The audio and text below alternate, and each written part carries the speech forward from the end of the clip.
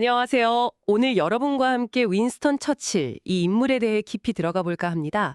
저희가 살펴볼 자료들은 그의 삶과 경력을 다루고 있는데요. 20세기에 정말 중요한 인물이잖아요. 그 다면적인 모습을 한번 따라가 보려고 합니다. 네, 반갑습니다. 처칠 하면 보통 제2차 세계대전 때 그 영웅적인 이미지가 먼저 떠오르죠. 근데 그 이면을 보면 뭐랄까, 제국주의자, 또 개혁가, 어떨 땐 실패한 전략가, 심지어 노벨 문학상 수상자까지 정말 여러 얼굴이 있어요. 이 자료들을 통해 그의 공각과 그 복잡한 면모를 좀 균형 있게 보려고 합니다. 단순히 시간 순서대로 훑기보다는 그 삶의 중요한 지점들이 어떤 의미인지 같이 찾아보면 좋겠습니다. 아, 좋습니다. 기대되네요. 그럼 그 시작부터 한번 가볼까요? 명문가 출신인데, 학창 시절은 의외로 평범했다고요? 군인이자 종군 기자로서 젊은 시절을 보낸 경험이 그를 어떻게 만들었을까요? 특히 수단 같은 곳에서의 경험이 언급되던데요. 맞습니다. 그 초기 경험들이 그의 세계관 형성에 아주 결정적이었어요. 특히 대영 제국에 대한 신념, 그리고 뭐랄까 피지배 민족에 대한 관점 같은 것들이요. 재미있는 건 처음엔 보수당으로 시작했잖아요. 근데 자유무역 같은 문제로 당과 좀 생각이 달라서 1904년에는 아예 자유당으로 옮겨버립니다. 그러니까 자기 신념에 따라서 꽤 과감한 선택을 한 거죠. 젊을 때부터. 아, 자주당으로 옮겨서요. 거기서는 꽤 잘 나갔다고 하던데요. 통상부 장관, 내무장관, 또 해군 장관까지 사회 개혁에도 관심이 많았다고요. 그 광부들 8시간 노동제 같은 거요. 네, 맞아요. 그런 사회 개혁 법안들을 도입하는 데 역할을 했죠.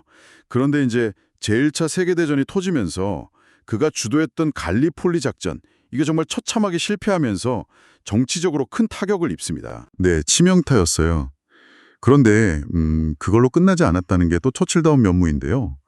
잠시 군에 복무했다가 다시 군수부 장관으로 복귀해요. 그래서 전쟁 후반기 승리에 기여를 합니다. 실패를 딛고 다시 일어서는 거죠. 아, 다시 복귀했군요. 네. 그리고 전후에는 전쟁부 장관을 하면서 반공 노선을 확실히 하고 아일랜드 문제에서를 좀 강경했어요. 그 악명 높았던 블랙앤텐스라는 보조군 투입을 지지했거든요.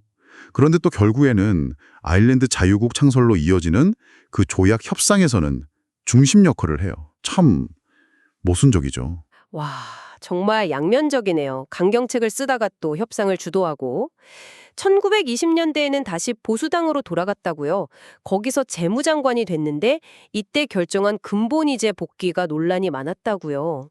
아, 네. 그 결정이 좀 엇갈린 평가를 받습니다. 파운드화 가치를 너무 높게 설정해서 영국 수출 경쟁력에 타격을 줬거든요. 그게 석탄 산업 같은 주요 산업이에요. 그래서 그 여파로 결국 1929년부터는 정치 중심에서 밀려나게 됩니다.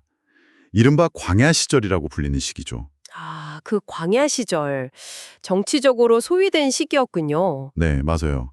근데 흥미로운 건 이 시기에 좌절만 한 게 아니라 오히려 엄청난 저술 활동을 했다는 거예요.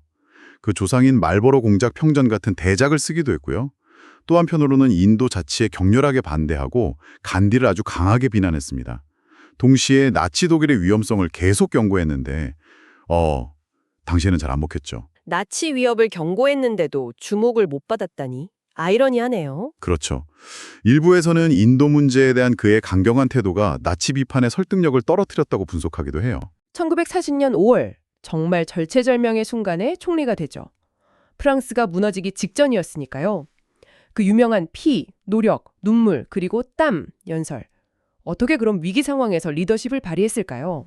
당시 영국 내에서도 심지어 내각 안에서도 히틀러와 협상해야 한다는 의견이 꽤 있었어요. 하지만 처칠은 이걸 단호하게 거부하고 끝까지 싸우겠다는 의지를 보였죠. 그의 그런 불굴의 의지 그리고 강력한 연설이 영국 국민들의 저항 정신을 하나로 묶는데 정말 결정적이었습니다. 미국과의 랜드리스 법안 체결이라든지 소련과의 동맹 같은 외교적 노력도 중요했고요. 네, 정말 대단한 순간이었죠. 하지만 그 시기에도 논란은 있었다고요?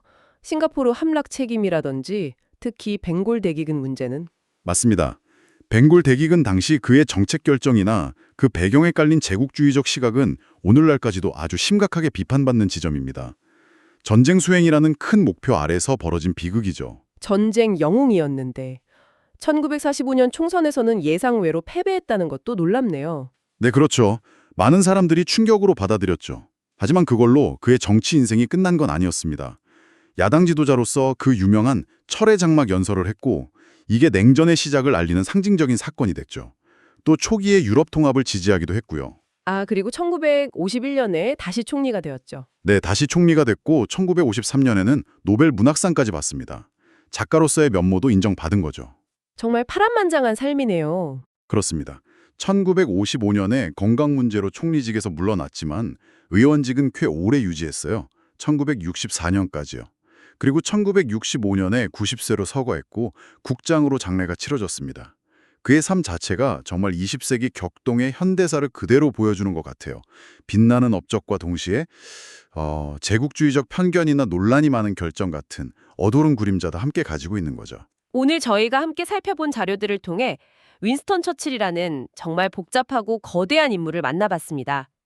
전시 지도자로서의 그 영웅적인 모습, 또 제국주의자로서 비판받는 모습, 개혁가적인 면, 강경 보수적인 면, 이게 다 한 사람 안에 있다는 게 참 놀랍습니다. 네, 그의 유산은 여전히 해석이 분분하고 뜨거운 논쟁거리입니다.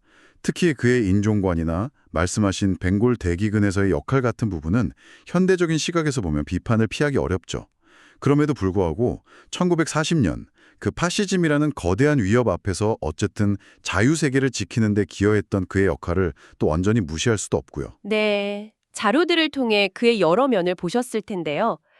여러분께서는 그의 삶에서 어떤 부분이 가장 중요하다고 생각하시나요? 1940년의 그 결단일까요?